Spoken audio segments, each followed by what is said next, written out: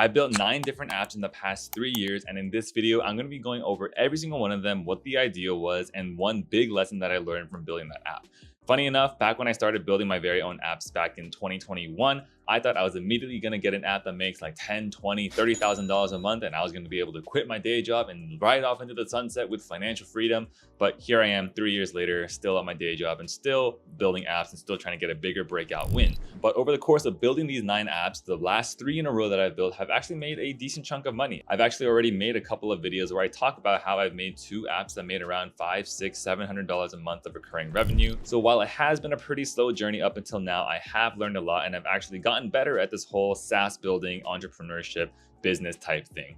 Without further ado, let us go into the very first app that I built, which is an app called Groups. I'm going to try my best to include some screenshots of these apps throughout the video, but I'll be honest, a lot of these apps, I've deleted them from existence, so it's going to be kind of hard to find them again. But let's start off with Groups. This is a link in bio application. Back in 2021, I was seeing some success as a creator, and I thought in my head, wow, I see all these apps like Beacons, I see Milkshake, Bento, all of these other link in bio tools, and I'm like, dude, I can build that. Let's figure this out. So I built Groups. Now, what made Groups a little bit different from the other existing link in bio tools at the time was the fact that there was like a mini Q&A feature baked into the product. There was almost like a mini subreddit built into that user's link in bio. What I mean by that is essentially you would have your typical link in bio stuff. You can link out to the other social platforms that you're on, as well as other cool things that you're working on. But then in there was also a Q&A box where any user can ask you a question or request something. Like maybe someone would ask me, hey, can you make a video talking about how you got a job at Google after graduating? And then on that link in bio, users will also be able to upvote other similar questions. So that's where like the subreddit comes from. So there was Q&A features as well as the ability for users to upvote certain things as well. So that was the very first idea. And honestly, it was a mess, both technically as well as in terms of the business perspective. Technically, it was my very first app that I actually built completely from scratch. And at that point, despite having worked at my day job for the past 2 years at Google, I realized, wow, working at a big tech company and writing code there versus actually building an app completely from scratch is a completely different skill set. And it was a skill set I had no idea how to do. It was so hard for me to build because I've never actually built an app like that completely from scratch before. So technically it was just a mess. And then in terms of the actual growth and business side of it, I was not able to get a single user. I had no idea how to reach out to other creators to try out and use the product. And actually, funny enough, I actually tried documenting my journey and posting videos about myself building that app. And one of my followers ended up DDoSing me and making me get like a $300 cloud bill because he ended up sending like 10 million requests into the app because there was a lot of security issues with it. That sucked, and there's a lot of lessons to be learned from there. So that was the very first app that I built, and the big lesson from there that I learned was security is super important. That's actually where I learned about Cloudflare to protect all of your apps from getting DDoSed. And also I realized from there that the creator space is pretty difficult, where creators are a very fickle audience of people that you want to try to build and serve a product to. This is a topic that I can go so much into, and I don't think I have enough time about it in this video. But the TLDR for why I think building and selling a product to a creator is pretty hard is because most of them are pretty cheap and do not want to spend money on a lot of other things. Example, myself and all of my other creator friends, we hate spending money on things. And also from that, I learned just because you have a good idea for an app doesn't mean that it's going to automatically get users for you. You actually have to figure out how to get users. I had no distribution plan in place. That's why I got no users and I ended up shutting it down. From that point on, I was like, I am never going to build another tool for the creator economy ever again. Or so I thought, because I did not listen to that advice and I ended up making the same mistake again later on. You'll see later on in this video. So the next app that I built was an app called the 3-Minute Journal, which I'm actually still proud of this one. I still like the concept of it. So this was a mobile app where you journal using your voice. It was an audio journal. You journal about 3 things every single day. Something beautiful, something you're thankful for, and something that surprised you every single day. You journal with your voice, and yeah, that was it. 3-minute journal, 1 minute per topic, and that was the basic premise of the app. And this is my very first mobile app that I built, and I actually built this with Swift, which is a great learning experience for me because I've actually never built an app with Swift before.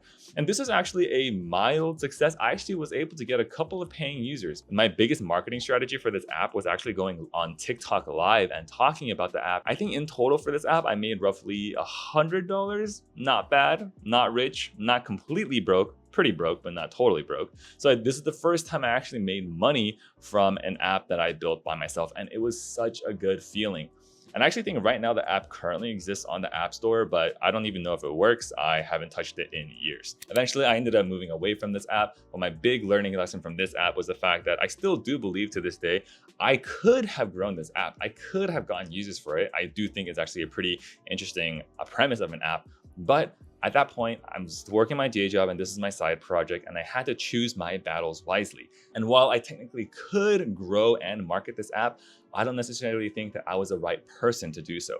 I wasn't like a wellness influencer. I'm not like a gratitude, meditation, wellness person. So making this type of content to market this app on social media was just so different from me. So trying to make content and market this app via social media or my social media accounts just didn't really work out well. It just wasn't a good fit. I definitely think there are other creators in the world that totally could market this thing and do really, really well with it. But then I realized I'm not the right founder. I wasn't the right founder product fit. So that was my lesson with the 3-minute journal. So next up is an app called Linkful, and this was another link in bio tool. I didn't learn from my lesson with groups. Different compared to the other link in bio tools at the time was, a lot of times there's this problem where I would get recommended a video from like a year ago or a couple months ago. And in this video, they're like, yeah, you want to check out this cool glasses cleaning cloth? Go to my link in bio to check it out. But then this was posted like a year ago, and I would go to the link in bio and I would not be able to find the link to the glasses cleaning cloth until I searched, like scrolled so many links until I found it. So what I thought was, okay, what if you could tie a particular product to a particular post? So almost like having a specific link in bio site tied to a specific post. So the way that it would work would be, you'd be like, hey, if you want to check out where to get this glasses cleaning cloth, copy the link to this video, paste it in the search bar at my link in bio, which would be the Linkful link.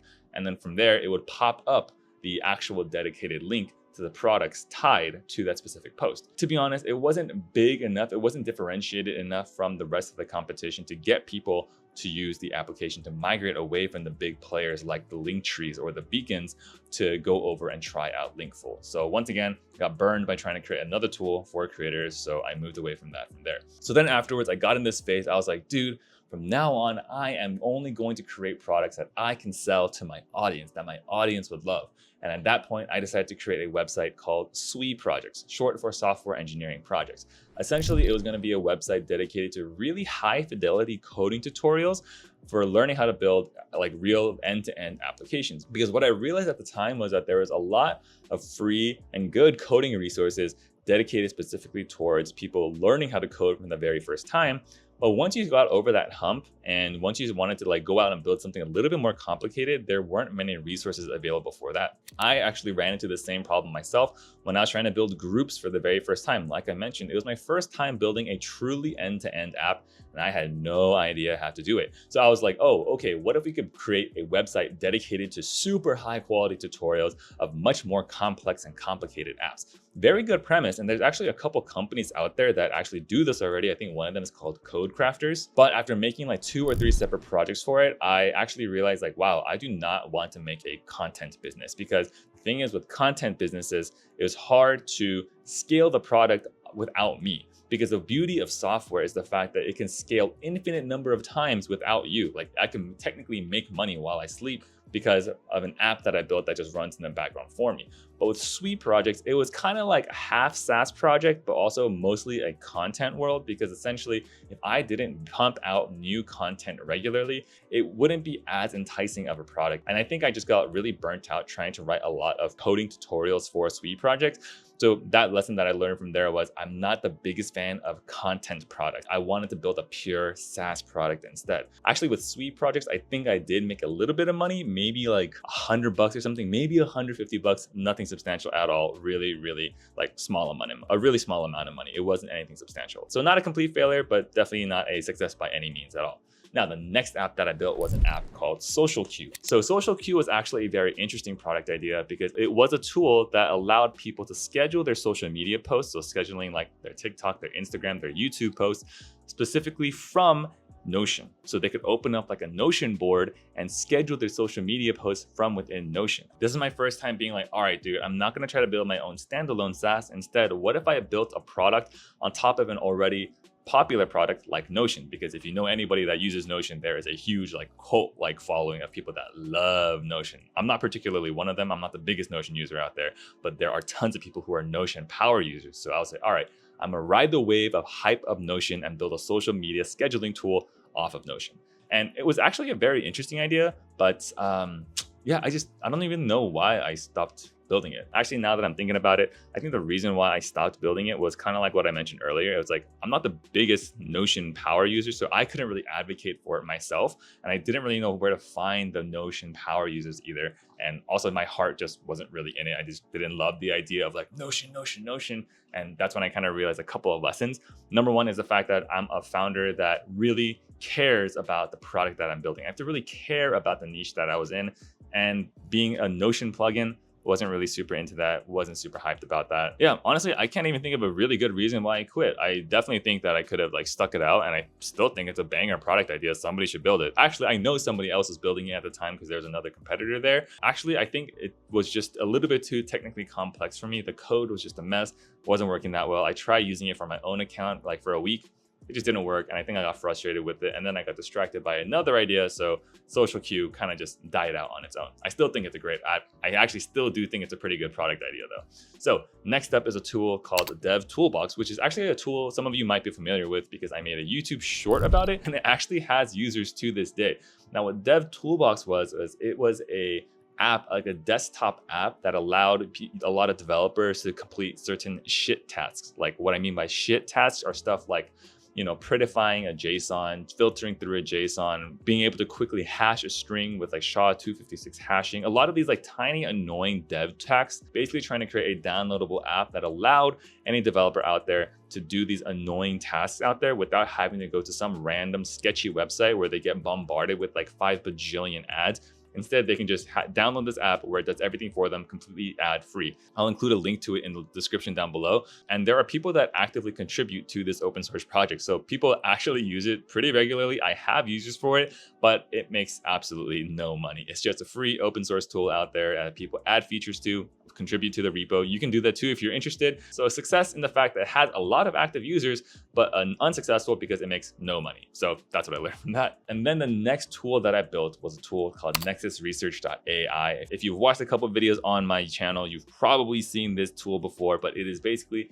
an AI reading and writing tool. It's a tool that lets people upload PDFs, and then with the power of AI, the AI reads the PDF, and then it allows you to chat with the PDF to get any answers that you want.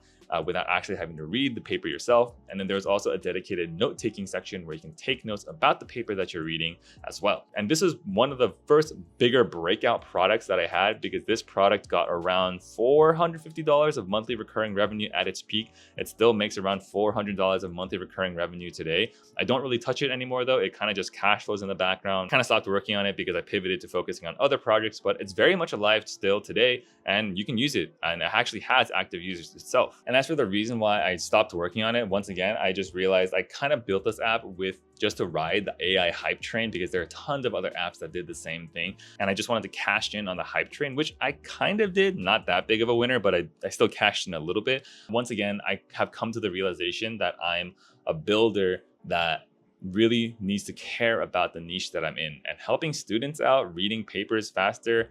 It's not really a niche that I'm super passionate about. So you just have to be honest with yourself about what do you care about? What are you passionate about? So I think you just have to really figure out what type of builder are you. I know that there are some people, they do not care about the industry. As long as they see an opening and they think they can grow a product, they can be fine and stay there forever. That's not me. Unfortunately, I'm somebody that has to really care about the industry, the general niche that I'm trying to build a product for, to really stick to a project for a really long time. And with Nexus, it just wasn't the right niche for me, but it was my most successful project at the time. This was the first time where I really took marketing seriously. I created multiple social media marketing channels, and I built organic content that got views, that pushed the product, and that's where I got all of my paid users from. So I learned a lot. So I definitely wanted to get that notch on my belt of finally building a product that actually makes a somewhat substantial amount of money per month. I often say that the levels to entrepreneurship are like, level 1, you make no money. Level 2, you make like $100 a month. Level 2 is you make $10,000 a month. And I'm still trying to break level 2. I'm still stuck at like the level 1 area. And like I mentioned, I actually did all of my marketing on Nexus through organic social media marketing. I built up accounts, made content to advertise and promote the product. And if you're interested in learning how to advertise your SaaS product on social media through organic social media marketing, you might want to check out the current product that I'm working on, which is called the contentmarketingblueprint.com, which is a website dedicated to helping you learn how to market and grow your SaaS on social media. Our current product is a database of case studies that breaks down the successful social media marketing strategies of successful accounts that have grown on social media. And actually in July 2024, we are launching a really comprehensive and thorough video guide on how to grow and market your SaaS on organic social media. We're going to be covering a ton of topics like all the gear plus software that you need to create your videos, the difference between growing a business account versus growing a personal account, super important actually, how to organically plug your product in social media without coming off as obnoxious, a list of popular video formats that you can use on your SaaS to grow on social media, how to structure your videos to maximize the chances that it's going to go viral, how to find plus hire other content creators to help grow your product, and so many other topics that we plan to add to the course as time goes on. This course is going to be added to the contentmarketingblueprint.com. So if you're a paid user, you're going to get it completely for free. And if you're not a paid user, you might want to consider purchasing the Content Marketing Blueprint before we launch the video course, because right now the price is $50 for lifetime access. But once we launch the video course, the price is going to increase to $150. So once again, if you're interested in figuring out how to do organic social media marketing for your SaaS, check out the Content Marketing Blueprint. I'll also include a link down below in the description. So after building Nexus and deciding to just kind of let it cash flow in the back, the next product that I built was an app called perfectinterview.ai. It was an AI-powered interview prep tool. Essentially, the way that it worked is that anyone could upload their job description that they are interview prepping for, as well as a resume and cover letter and any other document that they're interested in. And then from there, we would use AI to generate an infinite number of practice interview questions based off of that job description and based off of their resume and other personal work history as well. This is a pretty interesting product, and also it was decently successful. I launched it with another creator. His name is Meng Duck, who's also my co-founder for the Content Marketing Blueprint. And this is a decently successful product. I think we made around $2,000 to $3,000. He is way better at social media marketing than I am, and we grew a pretty big account and had a lot of viral videos that talked about the product. So honestly, it did pretty well, and I do think that we could have continued growing it, but I think we reached the point where we asked ourselves, what is it going to take for us to 10x this product to go from $1,000 to $2,000 all the way to generating $30,000, $40,000, $50,000? And when we found the answer to that question, we realized to 10x this product, we would eventually have to end up becoming like career influencers, where we'd make videos talking about like 5 best job tips to help you land your job, 5 resume tips on how to improve your resume. And honestly, we just could not bring ourselves to do that. We hate doing that. We both started our social media careers making that type of content, but at this point, we just realized we don't want to go back to that point. And like I mentioned earlier, again and again, for me as a builder, as a product builder, I am just somebody that has to really care about the niche that I'm serving, the problem space that I'm solving, to give it my all and to go the extra mile. And unfortunately, creating a product centered around helping people land jobs is not something that I got super excited about every single day of my life. Whereas we have other friends who are in this space and building similar products who they really love that space a ton. They love helping other people land jobs. But for myself and my co-founder, Andrew, we just realized we are not the right founders for it. We thought we were the right founders, but after deeper introspection, we realized we were not the right founders to build this product. And then that leads to the current product that I'm building, which I've already mentioned a little bit in this video. And so far, the product is decently successful. I think this is finally the product where my co-founder, Andrew, and I, Meng Duck, the same co-founder of Perfect Interview, we feel a lot more confident in this product space. Social media and helping other businesses grow on social media is something that we love really, really dearly. We're very passionate about the space as well. And I think because we love the space that we're in so much more compared to the other industries that we try to build products in, we're going to be more excited and more willing to push through like the really shitty times, like the trough of sorrow, to help continue to grow this product. And actually the Content Marketing Blueprint is just one product out of a ton of other products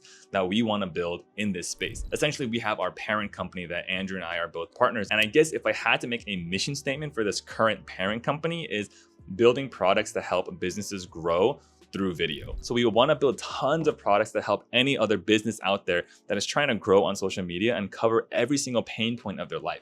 Right now, we're creating the content marketing blueprint, which is an infill product. And our first product is the content marketing blueprint, which is really not a SaaS at all. It's actually like an informational video guide course thing with the video course, as well as the database of case studies that break down successful social media accounts. So we have this product, and then we also want to build other products to help cover other pain points that businesses face when they're trying to grow on social media, stuff like social media scheduling tool. And then maybe we also want to build a tool to help businesses conduct influencer marketing super easily without having to hire another agency. Maybe we eventually want to create an AI-powered video editor. Who knows? There are tons of ideas constantly coming into our head, and all we know right now is the fact that we love this space a lot. Him and I, we have been creating content on the internet since 2020, 2021, so almost 4 years at this point. So we like to think our hypothesis of being in a space we love more than all the other spaces we've been in the past, we think that this is going to let us build our most successful company to date. So those are the 9 different products that I have built over the past 3 to 4 years. Whew, learned a lot, tons of tears shed because a lot of my products really sucked early on, but it's been a really good journey and I don't see myself quitting anytime soon. Let me know if you have any questions in the comment down below. Let me know how I can help. Let me know what other content you want to see from me. But that is it for today, and I will see you in the next one. Peace.